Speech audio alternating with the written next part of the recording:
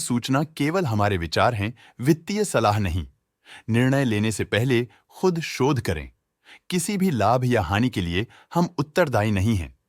आज हम देख रहे हैं टीवी श्री चक्र लिमिटेड के 2025-26 Q1 की standalone financial performance. Starting with the sales, पिछले क्वार्टर से सेल्स में 1% का इंक्रीज हुआ है, मगर कंपनी ने पिछले साल के मुकाबले 3% का सेल्स इंक्रीज रिपोर्ट किया। Expenses 3% quarter on quarter increase हो गए हैं, जो साल भर के 4% के राइज के साथ अलाइन करता है। क्वार्टरली सेल्स के कंपैरिजन में एक्सपेंसेस इंक्रीज होना दिखाता है कंपनी ने एक्सपेंसेस मैनेज करने के लिए स्ट्रगल किया। कंपनी ने पूरी साल के दौरान चैलेंजेस का सामना किया। ऑपरेटिंग प्रॉफिट, जो पिछले साल के कंपैरिजन में -10.5% डाउन हुआ है, quarter on quarter around -20% decrease हुआ है। Operating profit margin OPM annual basis पे -1% से डिक्रीज हुआ है और पिछले क्वार्टर के कंपैरिजन में -2% से डिक्रीज हुआ है। एक्सेप्शनल आइटम्स को ऐड करके अदर इनकम पिछले क्वार्टर के कंपैरिजन में लगभग 9 गुना बढ़ गई, बावजूद इसकी ईयरली ग्रोथ लगभग 62 गुना हुई है। इंटरेस्ट एक्सपेंसेस पिछले क्वार्टर से 1.5% अप हुआ, लेकिन ईयर ओवर ईयर इंक्रीज 10.5% हुआ है। डिप्रिशिएशन कॉस्ट में क्वार्टरली -7% का डिक्लाइन देखने को मिला और ईयरली बेसिस पे 14% का इंक्रीज देखा गया। प्रॉफिट बिफोर टैक्स एनुअली 57.5% बढ़ा, लेकिन प्रीसीडिंग क्वार्टर से 104% बढ़ा है। इस साल कंपनी ने 27% टैक्स पे किया और क्वार्टरली कंपनी ने 25.5% टैक्स पे किया है। नेट प्रॉफिट ने ईयर ऑन ईयर 61% का इंक्रीज दिखाया, लेकिन लास्ट क्वार्टर से 71% का इंक्रीज हुआ है। इस क्वार्टर में कंपनी का परफॉर्मेंस काफी अच्छा रहा। वहीं अगर एनुअल एनालिसिस की बात करें तो इस साल कंपनी का परफॉर्मेंस काफी अच्छा था। अर्निंग्स पर शेयर EPS में साल भर में 9% का इंक्रीज देखा गया, लेकिन क्वार्टरली में 71% की बढ़ोतरी भी नजर आई। इस क्वार्टर में कंपनी का EPS काफी अच्छा रहा।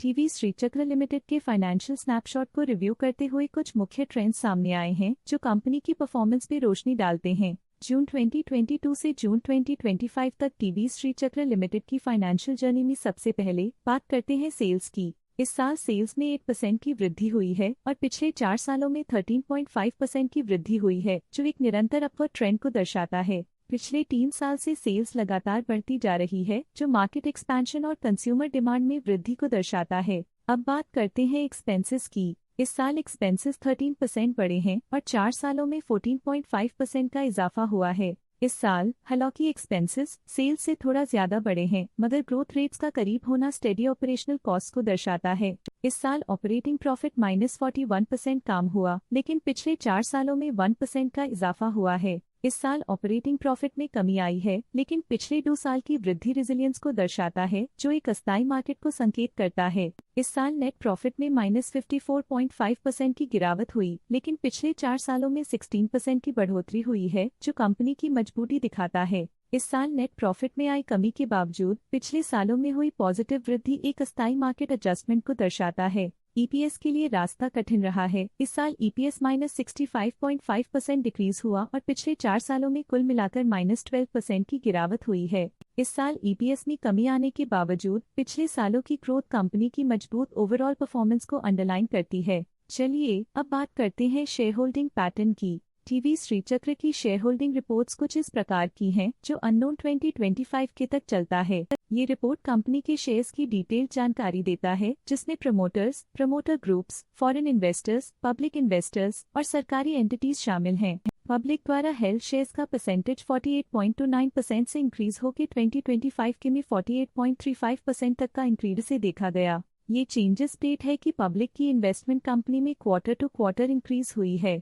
जब कंपनी के शेयर्स का मैक्सिमम हिस्सा पब्लिक के पास होता है, तब ये माना जाता है कि कंपनी कमजोर हाथों में है, जो बाजार की अस्थिरता और स्पेक्युलेटिव ट्रेडिंग को इंडिकेट करता है। DII डोमेस्टिक इंस्टीट्यूशनल इन्वेस्टर्स ने अपना शेयर होल्डिंग 2025 में 4.95% से 2025 में 4.96% तक इंक्रीज किया।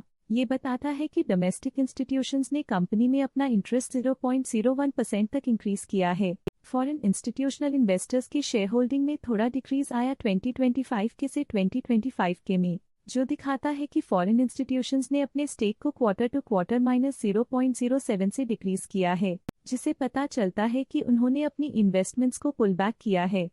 ये था कंपनी का करंट शेयर होल्डिंग पैटर्न। आज के लिए फाइनेंशियल सेक्टर में इतना ही। देखने के लिए धन्यवाद। स्टॉक लेटेस्ट न्यूज अपडेट के लिए चैनल को सब्सक्राइब करें और वीडियो को लाइक एंड शेयर करें।